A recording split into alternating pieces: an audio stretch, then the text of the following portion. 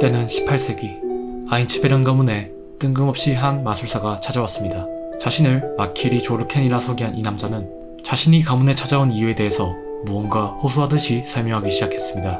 그는 키예프 공국, 지금의 우크라이나에 위치해 있는 동슬라브 민족이 세운 나라에서 온 귀족 출신의 마술사였으며, 그가 찾아온 이유는 다름 아닌 자신이 품고 있는 고귀한 수건을 이루기 위해 아인츠베른 가문의 도움을 얻기 위해서였습니다. 그는 뿌리 깊은 명문 마술사 가문의 자제였지만 사람들 간의 다툼과 경쟁으로 인해 일어나는 모든 갈등들을 안타까워하는 그 누구보다 인간적인 마음을 가지고 있는 사내였습니다. 그런 그가 꿈꿨던 이상향은 사람들 간의 증오와 다툼이 사라진 세상, 즉 모든 악이 근절된 세상이었습니다. 인류를 구원하겠다는 어떻게 보면 위대하고도 막연한 목표를 세운 마키리 가문의 당주 조르케는 보통 마술사들이 가문의 비원을 자식에게 맡기고 그 비원을 이어가듯이 인류를 구원하겠다는 자신의 고귀한 수건을 자식들에게 맡겨서 그 목표를 이어가게 하려 했지만, 당시 마키리 가문은 모종의 이유로 마술사의 혈통이 끊길 위기에 처해 있었습니다. 아무리 자식을 낳아도 일반인 수준의 옅은 마술회로라면 가문의 비원을 성취하기는 힘든 법. 그렇게 자신의 꿈을 이어갈 수 없다는 사실에 절망한 그였지만 여기서 꿈을 포기할 수는 없었습니다.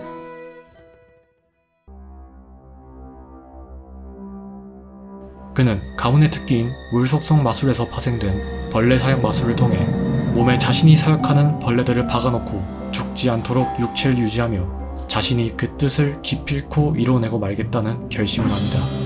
그렇게 그는 죽지 않으며 세계를 돌아다니면서 각국의 지식인들을 만나며 인류를 구원할 방법을 끝없이 찾아 헤맸습니다. 하지만 그의 육체가 유지될지라도 영혼은 세월에 노쇠해져 갔기 때문에 그의 몸은 점점 버티기가 힘든 지경까지 갔습니다. 그렇게 300년에 가까운 시간 동안 방법을 수없이 찾다가 알아낸 아인츠베른 가문의 연구 소식.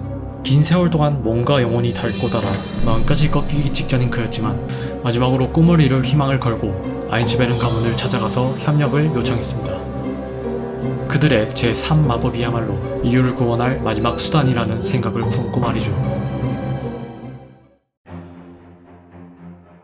모든 악의 근절이라는 조르켄의 목표와는 별개로 인류 전체에게 3마법을 걸어서 영혼을 물질화시킨다는 방식에 있어서는 목적의식이 일치했기 때문에 아인츠베른 가문은 그에게 흔쾌히 협력을 하기로 했습니다. 제3마법이 가능하며 오랜 시간 마술식을 만들어 온 가문의 협력을 얻었으니 이제 그의 꿈을 이룰 수 있는 순간이 코앞까지 다가온 거나 마찬가지. 수십 년이라는 시간 동안 아인츠베른 가문과 함께 꿈을 이룰 수 있는 비장의 시스템을 구성한 조르켄은 그가 한때 열심히 논문을 쓰며 마술에 대한 학구열을 불태웠던 시계탑으로 가서 자신과 아인츠베른 가문이 짜놓은 시스템과 마술식을 가동시킬 수 있는 엄청난 마력원, 즉 넓은 영맥을 지닌 토지를 제공할 수 있는 토오사카 가문의 협력까지 얻어냈습니다. 이 마술식이 완성된다면 방대한 마력을 통해 그야말로 어떤 소원이든 들어줄 수 있는 만능의 원방기가 만들어질 터. 당시 토오사카 가문의 당주였던 토오사카 나가토는 다른 평범한 마술사들처럼 근원에 닿는 것이 가문의 비원이었기에 근원에 닿는 소원을 빌기 위해 그들에게 협력을 하기로 했던 것이었습니다. 이렇게 시작의 세 가문이 모이게 되면서 시작하게 된 만능의 원방기, 일명 성배의 강림의식. 이 의식의 시스템은 간단하면서도 굉장했습니다.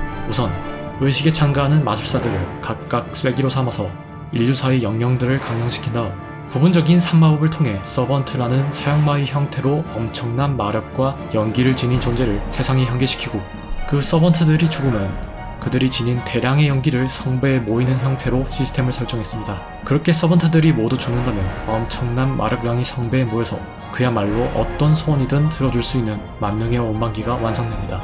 이 시스템을 구현할 의식을 위해서 토오사카 가문은 영맥이 흐르는 토지를 제공하였고, トーサカは聖杯を敷設するための霊地を提供する。 아인츠베른 가문은 제3마법이 가능한 유스티차의 육체와 그동안 치밀하게 완성시켜온 마술식, 그리고 죽은 서번트들의 연기가 성배로 흡수될 수 있도록 성배의 문 혹은 구멍과도 같은 역할을 하는 소성배를 제공했습니다. アインツベルンは第三魔法に届くための陣を提供する。 그리고 마지막으로 마키리 가문은 서번트의 소환의식 시스템, 쉽게 말해 강령을 통해 서번트와 계약할 수 있는 시스템을 제공했습니다. 그렇게 드디어 세 가문이 성배 강림의식을 치르는 날, 토사카 가문이 제공하는 영맥이 흐르는 토지는 일본에 있었기 때문에 의식은 현재 후유키시라 불리는 지역에 엔조산 동굴 속에서 진행되었습니다. 그리고 이 의식이 정당하다는 것을 마술협회에게 보증하기 위해서 시계탑의 마도 원수라 불리우는 무수히 존재하는 평행세계를 관측하고 간섭할 수 있는 제2마법을 쓰는 차원을 넘는 불로불사의 마법사 키슈와 젤레치 슈바이노르크가 입회인으로서 참가했습니다. 그렇게 모든 준비가 끝나고 드디어 시작된 성배강림 의식. 의식이 시작되면서 유스티차는 마술식의 기둥에 분해되어 죽고 그 인격은 성배 속 중추공간에 남아서 소원을 빌 사용자를 기다리게 되었습니다. 그와 동시에 마술식이 가동하며 완성된 성배. 그 다음으로 해야 할 일은 새 가문이 성배의 연료가 될 서번트들을 소환하는 의식을 하는 것이었습니다. 서번트의 소환까지 수월하게 끝낸 새 가문의 당주들은 이제 성공이 눈앞에 있다는 것을 느꼈지만 강림시킨 성배의 치명적인 부분을 발견하고 맙니다. 바로 소원을 빌 수 있는 성배의 사용권은 한 사람의 몫밖에 없다는 것.